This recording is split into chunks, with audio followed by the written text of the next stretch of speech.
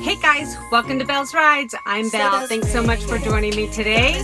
So today is the 12 Bells of Christmas, a series of 12 ideas for stocking stuffers. Here are 12 ideas for stocking stuffers for the motovlogger or just motorcycle enthusiast in your life. So here we go. On my first day of Christmas, my true love sent to me a big old clamp. This is awesome. So I have this on Jim. Right there.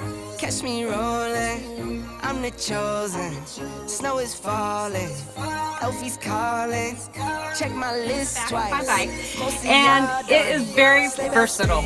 I like the application. It's very grippy and it's big enough where you can put it in different locations on your bike. My bike happens to be a Road Glide Ultra, and there's a lot of little areas where it's hard to get a mount on because it's really close to the paint, and I'm kind of particular about my paint. So this one is really good. It's an ULTRACLAMP by PEDCO.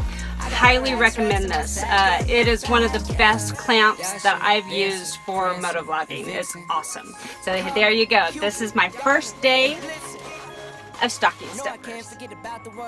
Alright guys, Merry Christmas. Stay tuned for day 2.